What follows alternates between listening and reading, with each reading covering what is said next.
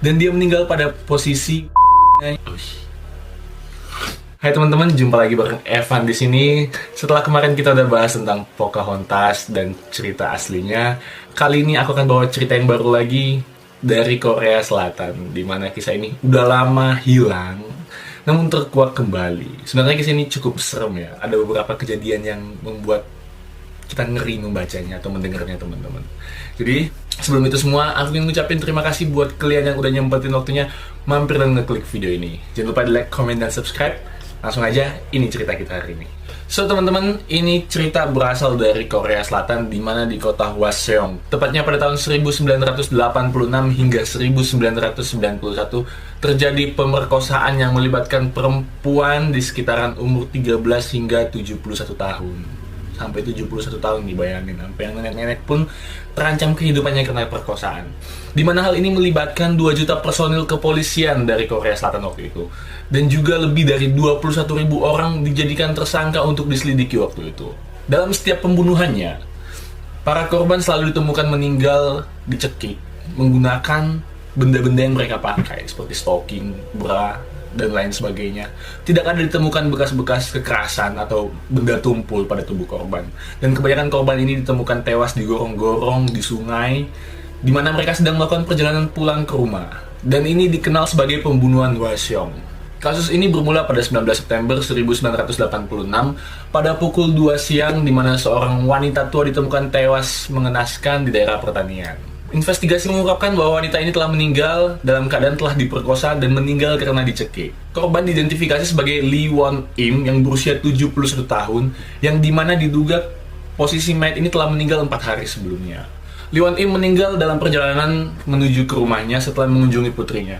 Dan kematian Lee Won-im ini membuat gempar Hwaseong, yang dimana seorang nenek-nenek 71 tahun itu diperkosa. Dan ini udah tua banget ya. Ini udah berarti kalau yang tua aja diperkosa, apalagi yang ke bawahnya. Pasti semua wanita pada saat itu posisinya sangat terancam. Dan hingga pada sebulan kemudian, tepatnya pada tanggal 23 Oktober 1986, ditemukan kembali mayat kedua. Kali ini korban kedua adalah seorang wanita berusia 25 tahun yang ditemukan tewas di saluran air dan posisinya tidak jauh dari posisi korban yang pertama. Wanita ini bernama Park Hyun Suk, yang dimana pada malam itu dia pulang jam 11 malam setelah berkencan dengan pacarnya.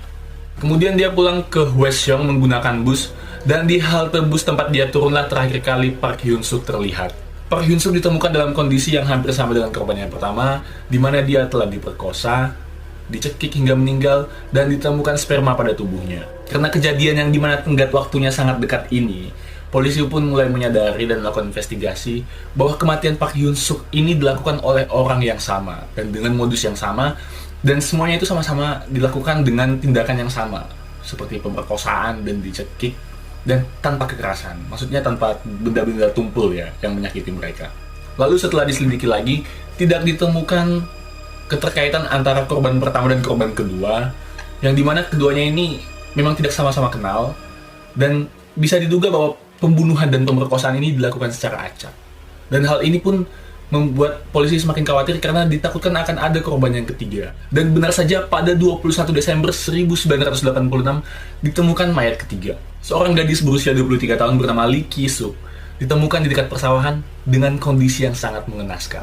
Lee Ki-suk diduga tewas pada malam hari di saat perjalanan pulang menuju ke rumahnya setelah dia berkencan. Entah kenapa perempuan Korea waktu itu sering sekali pergi sendiri, tapi kenapa nggak dianterin pulang sama cowoknya gitu loh.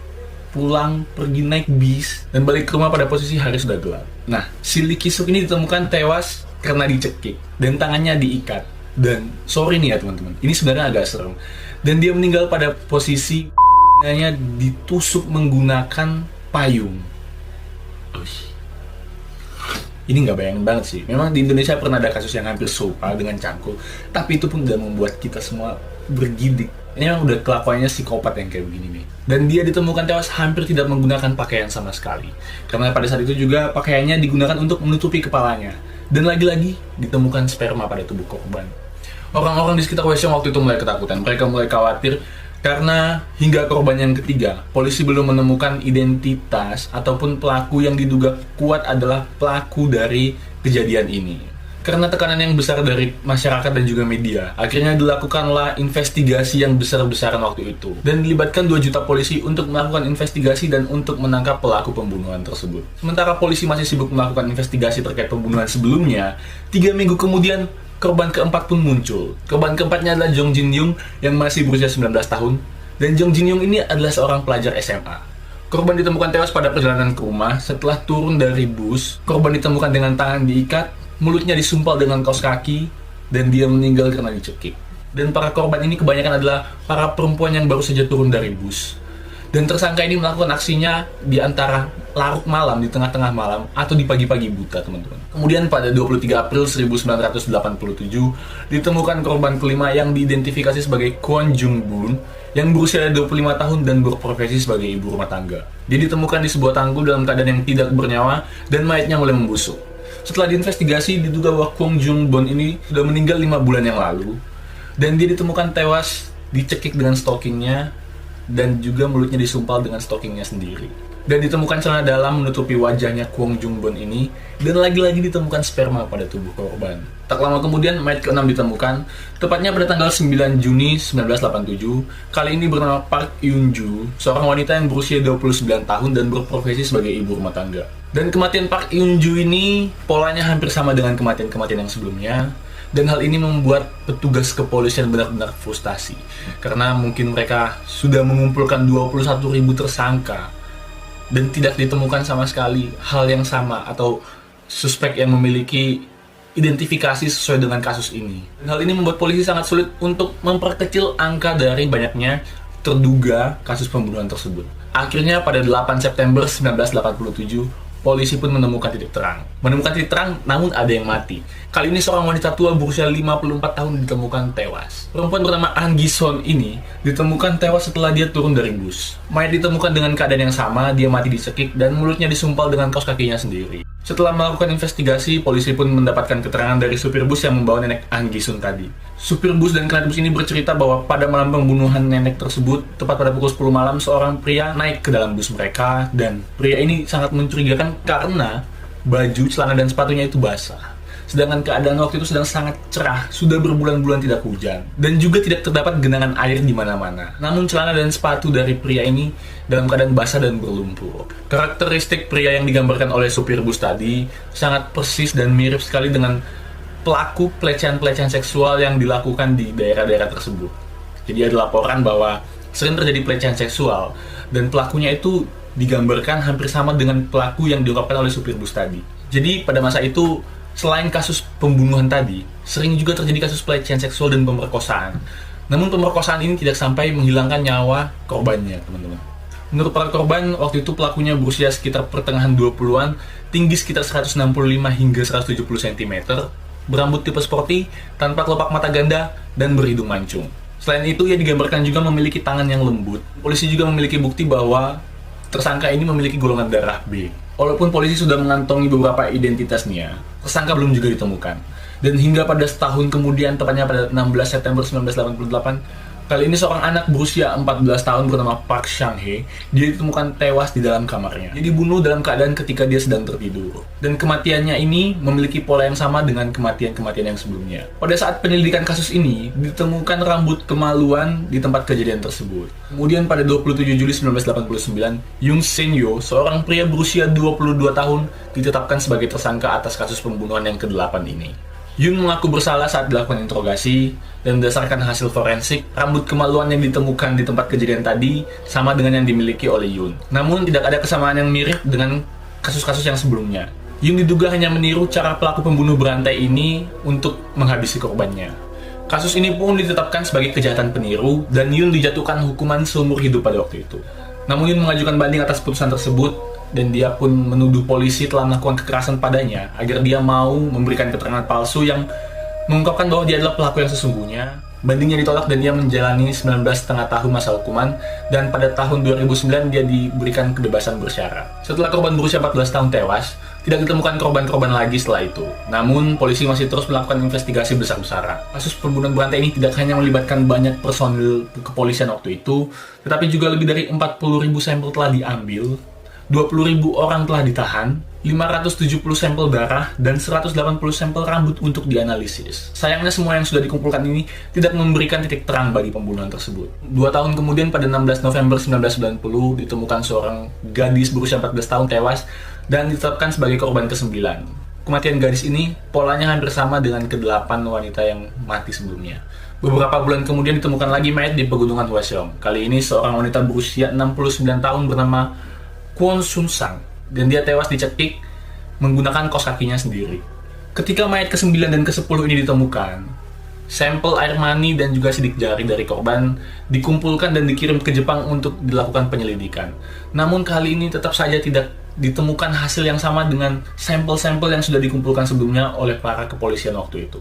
Lalu setelah pembunuhan ke-10 ini tidak ditemukan kembali pembunuhan-pembunuhan selanjutnya. Dan banyak yang menduga bahwa pelaku ini sudah meninggal dunia, atau diduga bahwa pelaku ini sudah pergi ke luar kota sehingga dia tidak bisa melakukan aksinya di kota Hwaseong lagi. Meskipun sudah banyak cara dilakukan oleh para pihak kepolisian, namun kemajuan teknologi belum sampai untuk bisa menyelidiki kasus tersebut lebih dalam, karena itu masih tahun 1980-an ya, 1980-an, 1990-an, dan teknologi belum semaju sekarang, dan hal ini membuat polisi sangat sulit untuk mendapatkan ciri-ciri dari pembunuhan tersebut meskipun sudah ditetapkan 21.000 tersangka untuk diselidiki waktu itu. Negara itu bahkan waktu itu belum memiliki laboratorium yang bisa menelisik DNA dari pelaku. Meskipun sudah ditemukan sperma di tubuh korban waktu itu, namun polisi belum bisa melakukan penelitian terhadap DNA-nya. Polisi hanya bisa mengungkapkan bahwa tersangka ini memiliki golongan darah B, itu saja. Dan lalu pada akhirnya kasus ini ditutup dan diberhentikan begitu saja. Saking terkenalnya kasus pembunuhan berantai ini, kasus ini pun diangkat ke dalam sebuah film yang berjudul Memories of Murder yang disutradarai oleh Sung Kang-ho. Dan sampai hari ini kasus ini masih menjadi perbincangan dunia karena kasus ini menjadi pembunuhan berantai terbesar yang pernah terjadi di Korea Selatan dan masih belum terpecahkan sepenuhnya. Waduh. Tapi ceritanya belum kelar guys, masih ada lanjutannya. Lalu pada beberapa bulan yang lalu, tepatnya pada bulan Oktober 2019, baru aja nih ya, belum setahun, pihak kepolisian Korea Selatan tiba-tiba memberikan pengumuman bahwa mereka telah menemukan petunjuk atas kasus tersebut. Dan mereka sudah memiliki bukti yang kuat. Padahal kasus ini sudah berlalu sekitar 33 tahun ya. Udah lama banget loh. Dan kayaknya udah kadaluarsa juga sih. Petunjuk kepolisian ini didapatkan setelah mereka melakukan penyelidikan DNA terhadap korban yang dilakukan oleh National Forensic Service. Menggunakan teknologi yang lebih maju, cukup 15 hari saja untuk melakukan itu semua. Ya, singkat banget ya, dari 33 tahun cuma 15 hari untuk membongkar pembunuhan yang udah lama berlalu. Dan hasilnya, DNA yang ditemukan pada korban ke-5, ke-7, dan ke-9 cocok dengan DNA seorang pria yang bernama Lee Chun-jae. Akurasi penyelidikan ini kian dapat dipercaya setelah Spotlight mengeluarkan ciri-ciri yang sudah mereka kumpulkan beberapa tahun yang lalu. Di antaranya dengan tinggi 165 hingga 170 cm, memiliki usia pertengahan 20-an, dan ciri-ciri itu sudah sangat cocok dengan Lee Chun-jae saat itu. Selain dengan mengumpulkan data-data yang lama tadi, para kepolisian Korea Selatan juga memiliki cara yang unik untuk mengungkapkan kasus ini. Salah satunya dengan hipnotis. Oleh sebab itu, dipanggillah saksi hidup dari kejadian ini, yaitu kernet dan supir bus tadi, di mana mereka dihipnotis dan diberikan ciri-ciri gambaran wajah pelaku saat itu. Setelah memiliki bukti dan keterangan, polisi pun mendesak Lee untuk mengakui perbuatannya. Dan benar saja, ia mengakui bahwa ia telah membunuh bukan hanya 9 perempuan, tetapi 14 perempuan. Lee juga mengakui bahwa ia telah melakukan usaha perkosaan 30 kali sepanjang hidupnya. Dan kesaksian ini dibeberkan oleh Lee pada 1 Oktober 2019. Jadi si Lee Chun-jae saat ini sudah berusia 54 tahun, dan pada tahun 1994, Lee Chun-jae ditangkap atas kasus pembunuhan dan pemerkosaan. Namun berbeda dengan kasus-kasus yang sebelumnya, kali ini dia melakukan pemerkosaan dan pembunuhan terhadap adik iparnya sendiri. Di persidangan, Lee sempat dijatuhi hukuman mati, namun pada 1995, Mahkamah Agung merubah hukuman tersebut menjadi hukuman seumur hidup. Jadi wajar saja sejak pembunuhan terakhir pada 1991, Lee memutuskan untuk menikah dan pindah ke daerah lain. Dia meninggalkan Hwaseong waktu itu, dan pada tahun 1993 istrinya meninggalkannya. Lee sangat frustasi waktu itu, lalu dia mengajak adik iparnya yang berusia 18 tahun untuk main ke rumahnya, dan adik iparnya itu diperkosa dan dibunuhnya pada 13 Januari 1994. Namun sialnya, kali ini Lee tidak bisa menutupi kebusukannya, dan kasus ini terungkap dan dia dipenjara pada tahun 1994.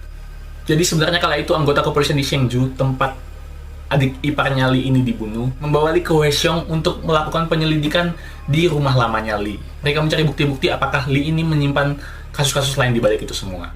Namun waktu itu karena kurangnya koordinasi, pihak kepolisian Hwaseong meminta kepolisian Cheongju untuk menyerahkan Lee kepada mereka. Namun pihak kepolisian Cheongju menolak dan akhirnya batallah pemeriksaan di rumah yang lama ini, di Hwaseong ini ya. Dan tidak terungkaplah kasus tersebut hingga tahun 2019.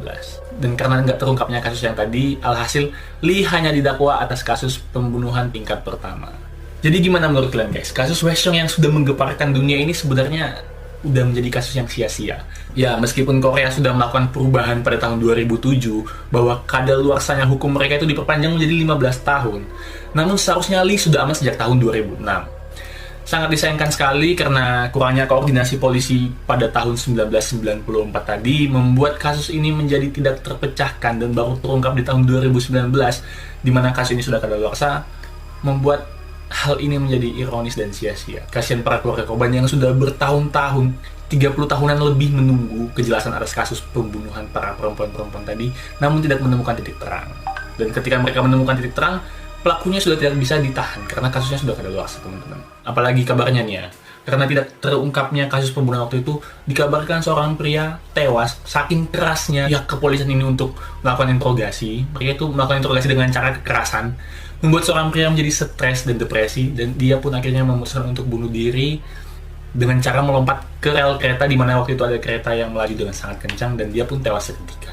Dan saking hebohnya kasus ini di Korea Selatan, tadi sempat aku bilang bahwa kasus ini sempat difilmkan ke dalam film yaitu Memories of Murder yang dirilis pada tahun 2003. Jadi jika teman-teman ingin tahu gimana sih sebenarnya film tersebut menurut sudut pandangnya sutradara yang tadi, kalian bisa nonton filmnya Memories of Murder yang dimana katanya film ini memiliki rating yang bagus dan memang benar-benar real karena mereka menggambarkan kasus tersebut benar-benar kembali ke masa lalu waktu itu. So guys, demikian kasus Zodiac Killer dari Korea Selatan ini. Semoga teman-teman suka. Demikian dulu teman-teman. Terima kasih buat kalian yang udah nonton sampai akhir video ini. Jangan lupa untuk like, comment, dan subscribe.